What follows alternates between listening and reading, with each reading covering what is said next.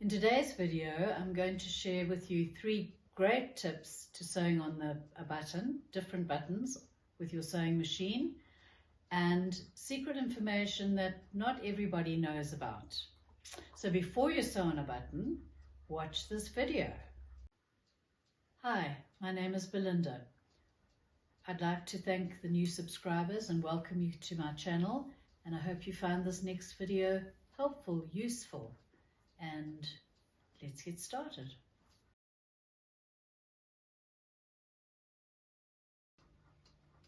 The secret that most of us don't know, and when you hear it, you're going to think, oh, for heaven's sake, I should have known that, or why didn't I think that through, as I did, is that the holes in your button are the same width apart, regardless of how big or how small your button is.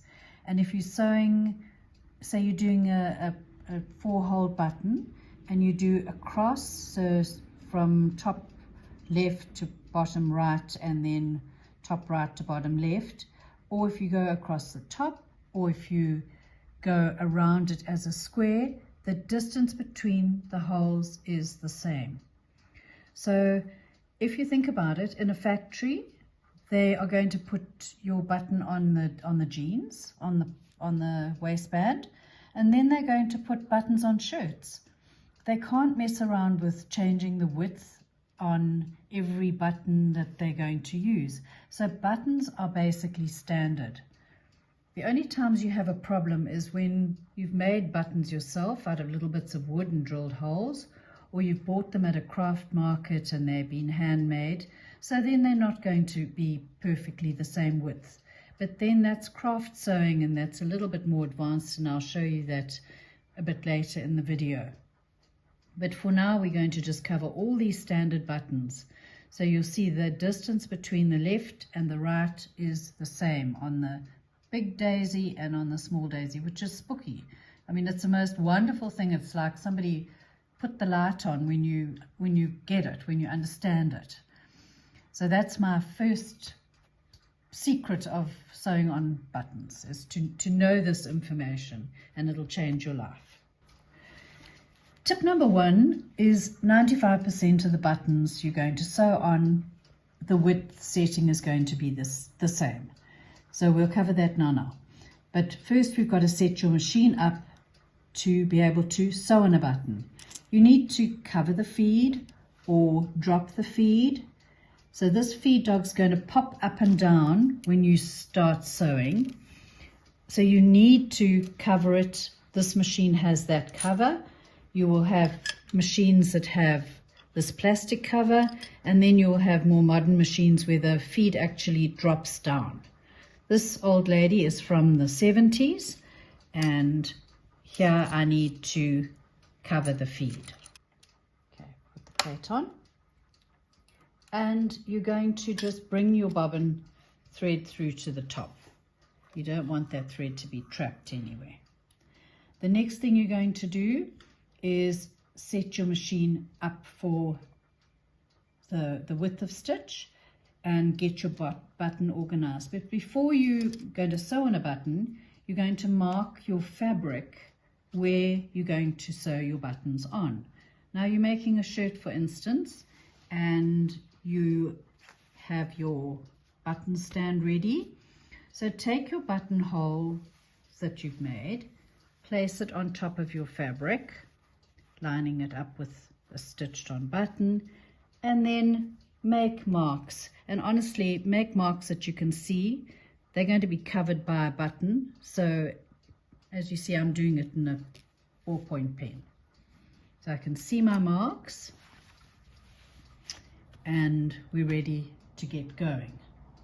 Tip number 2 is sellotape, or as we call it in South Africa, sticky tape.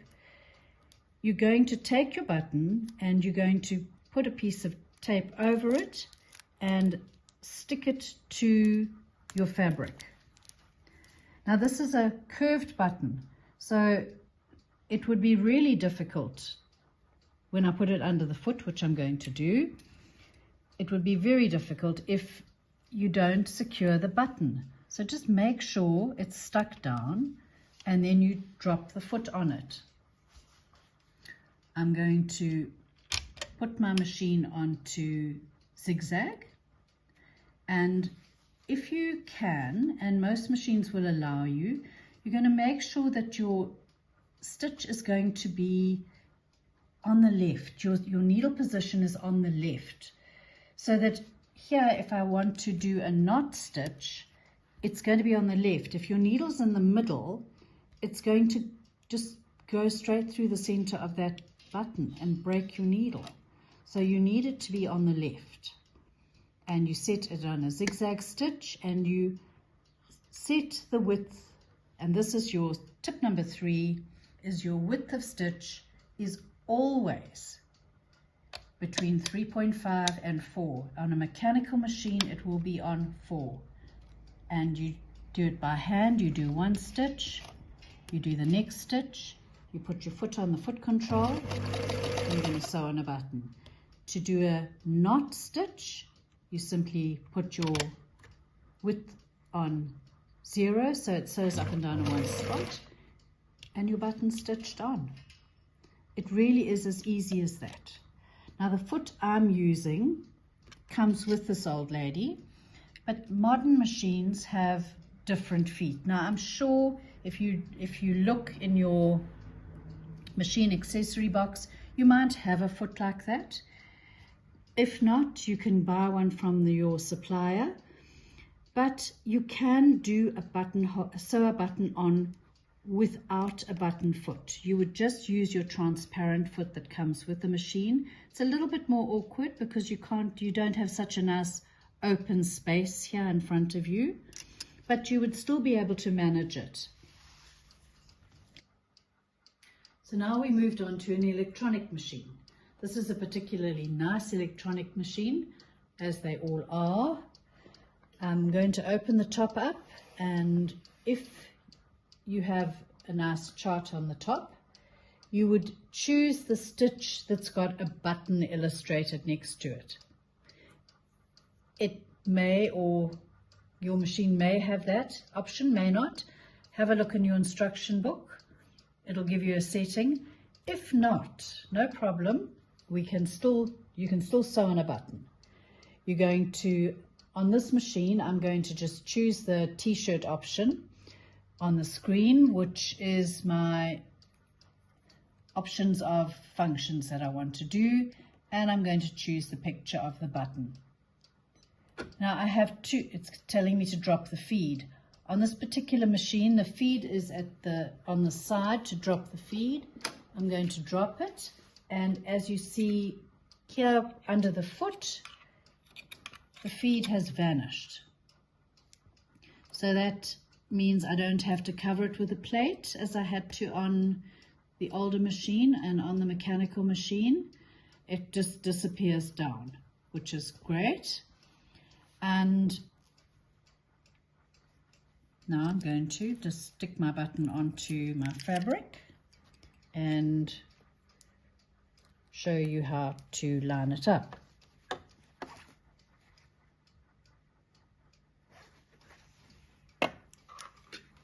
So the trick here is, it's quite difficult to see with the camera, but you've got, I'm doing one with 4 holes.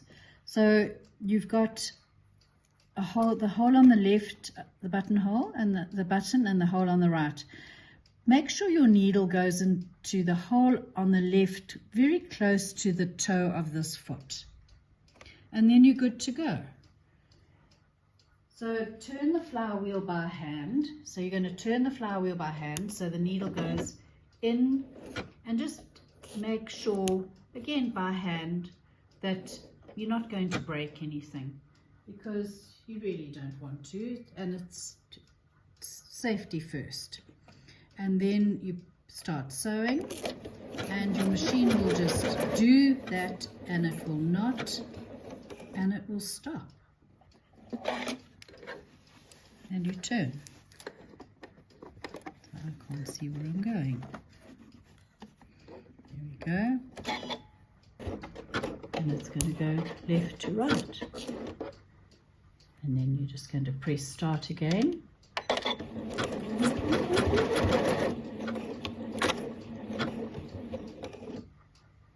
And this machine will cut the threads off for you, and you're going to take it out. And you see I've done a L shape. So I've gone from here to here and here to here. The settings remain the same. It looks like a little arrow. If I do the next step from there to there, I'll have a little arrow. So you can do a Z, you can do an N, you can do a box, you can do an arrow, whatever combination that you can make up, or a cross to sew on a button. The last thing I want to show you, and I won't sew the button on because you've seen it sew on. So this is number 4, is this accessory. And you may have it in your box and you think, what on earth is this thing for? And if you think about your jeans, the button, where the button goes through the buttonhole, that fabric's quite thick. So if your button is stitched on like these are, they're very flush. There's no space underneath here for the thick buttonhole, the thick strapping to go underneath it. So what this does is you take your button and I'm going to sticky tape it as well because it's the easiest thing to do. And you are going to stick it onto this little plastic thing. And what happens here is it's going to keep the button that much off the fabric. So when you've stitched it on, the button's loose. So when you put your fabric through, when you put your button through the buttonhole, this bulky piece of fabric underneath will just make up the gap. And if you were making a coat or a jacket or something for winter, the other side is much thicker. So I'm sure that makes sense. I'm going to just line it up so you can see. Sorry about my hand in the way. So when I remove this, and take this away, see this is loose. So when you put the button through the buttonhole with your heavy bulky fabric, it takes up the slack. So this is for a shank buttonhole, a shank button, but not a button with a shank. On your machine it will say shank button, and that's the function you would be using. It is that one for the shank button. And it accommodates the tension, makes it a bit looser. But if you don't have a setting on your machine, don't panic. Use this regular setting and it'll be fine. But as you will see on here, the setting for the width, which is swinging left to right, is 3.5, and that is the secret to sewing on a button. The width of the stitch is 3.5 on a computerized machine, and on a mechanical machine it is 4. So again, on a computerized machine your width is 3.5, and on a mechanical machine your width is on 4. You can't get to the 3.5, so just go with a 4. 3 is a bit narrow, and that's standard for 95% of your buttons. So I hope you enjoyed this video. If you found this video useful, please give me a big thumbs up, share with a friend, subscribe down below, and if you have problems with your machine and need maintenance, have a look at my video that I've done on maintenance, and I'll see you in the next video.